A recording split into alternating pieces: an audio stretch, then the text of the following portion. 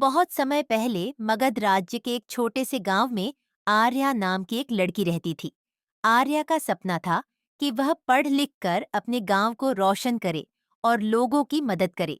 लेकिन उस समय गांव में लड़कियों की पढ़ाई को कोई महत्व नहीं दिया जाता था। लोग कहते थे, लड़कियां पढ़कर क्या करेंगी, उन्हें तो बस घर संभालना है। आर्या के पिता गरीब किसान थे। मुश्किल से घर का खर्च चलता था। कई बार तो भोजन भी पूरा नहीं हो पाता था। लेकिन गरीबी और ताने सुनने के बावजूद आर्या के दिल में एक आग जलती रहती थी। वह अक्सर सोचती, क्या मैं सच में कभी पढ़ नहीं पाऊंगी? क्या मेरे सपने सिर्फ सपने ही रह जाएंगे? बुद्ध का गांव में आगमन। एक दिन खबर फैली कि भगवान बुद्ध अपने शिष्यों के साथ उस गांव में आए हैं। लोग दूर दूर से उन्हें सुनने आते थे। आर्या ने भी सोचा कि आज वह जरूर जाएगी। जब बुद्ध ने सभा शुरू की तो उन्होंने कहा, मनुष्य का जीवन उसकी सोच और कर्मों का परिणाम है। जो तुम सोचते हो वही तुम्हारा भविष्य बनता है। यदि चाहत सच्ची हो और कर्म सही हो तो तुम्हें वही मिलेगा जो तुम चाहते हो। यह सुनकर आर्या का दिल जोर जोर से धड़कने लगा। सभा समाप्त होने के बाद वह बुद्ध के पास गई और बोली, भगवान, सब लोग कहते हैं कि लड़कियां कुछ नहीं कर सकती, लेकिन मेरे दिल में पढ़ने की प्रबल इच्छा है। क्या यह सच है कि अगर मैं सच्चे मन से चाहूं तो मुझे वही मिलेगा जो मैं चाहती हूं? बुद्ध ने मुस्कुराते हुए कहा, बेटी, अगर तुम्हारी चाहत सच्ची है और कर्म निरंतर हैं, तो कोई भी शक्ति तुम्हें रोक नहीं सकती।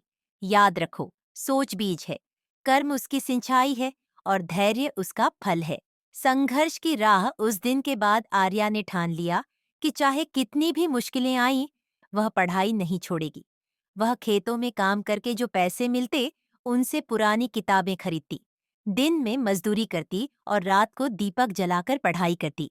गांव के लोग उसका मजाक उड़ाते, ये लड़की किसान की बेटी होकर पंडित बनेगी, अरे इसे तो चूल्हा चौका करना चाहिए। लेकिन आर्या बुद्ध की बात याद करती, जैसा सोचोगी वैसा बनोगी।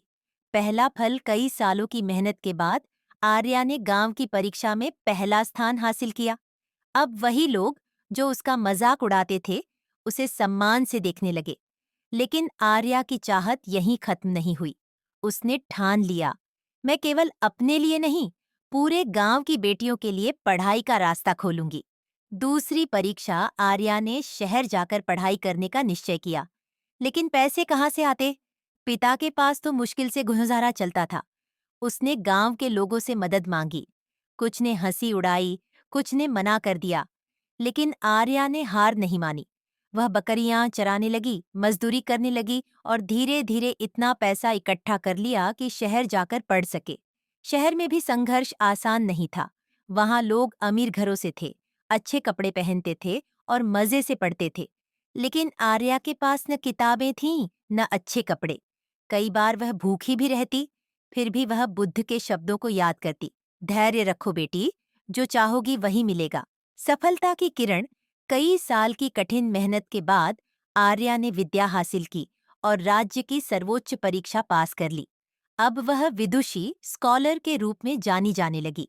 वह गांव लौटी तो लोग उसकी आरती उतारने लगे। अब वही लोग कह रहे थे, यह हमारी बेटी है, जिसने साबित कर दिया कि लड़कियां किसी से कम नहीं। आर्या ने गांव में लड़कियों के लिए एक छोटी सी पाठशाला शुरू की। अब कोई भी लड़की पढ़ाई से वंचित नहीं रहती थी। शिक्षा। बुद्ध की सीख ने आर्या का जीवन बदल दिया। उसने समझ लिया कि सच्ची चाहत जोड़ सही कर्म जोड़ धैर्य इक्वल सफलता। अगर चाहत सिर्फ स्वार्थ की हो तो उसका फल अधूरा होगा, लेकिन अगर चाहत में दूसरों का भला शामिल हो तो पूरा ब्रह्मांड उसे सच करने के लिए साथ आ जाता है। अंत। कहानी सुनाने के बाद बुद्ध ने अपने शिष्यों से कहा, याद रखो, मनुष्य वही पाता है जो वह सच्चे मन से चाहता है। इच्छाएं अगर शुद्ध और नेक हों तो जीवन की हर कठिनाई उसके आगे झुक जाती है। आर्या की तरह ही हर इंसान अपने जीवन में वही पा सकता है जो वह चाहता है, बस उसे चाहिए सच्चा विश्वास, सही कर्म और अटूट धैर्य। बुद्ध की बातें। 1. क्रोध को प्रेम से ही जीता जा सकता है। मतलब गुस्से का जवाब गुस्से से नहीं बल्कि धैर्य और प्यार से देना चाहिए। 2. 3 चीजें कभी छुप नहीं सकती, सूर्य, चंद्रमा और सत्य। यानी झूठ कितना भी बड़ा हो, सच्चाई एक दिन सामने आ ही जाती है। 3. मन ही सब कुछ है। जैसा तुम सोचते हो वैसे ही बन जाते हो। अगर हम सकारात्मक सोचेंगे तो जीवन भी वैसा ही हो जाएगा। 4. खुद को जीतना हजारों युद्ध जीतने से बड़ा है। मतलब अपने गुस्से, आलस्य और बुरी आदतों को हराना सबसे बड़ी जीत है। 5. दूसरों को क्षमा करना अपने दिल को हल्का करना है, यानी माफ करने से हमें ही शांति मिलती है। 6. धैर्य सबसे बड़ी साधना है। जीवन में जल्दीबाजी से गलतियां होती हैं, पर धैर्य से सब कुछ संभव है। 7. बीते हुए पर मत रोओ, भविष्य का सपना मत देखो, वर्तमान पर ध्यान दो।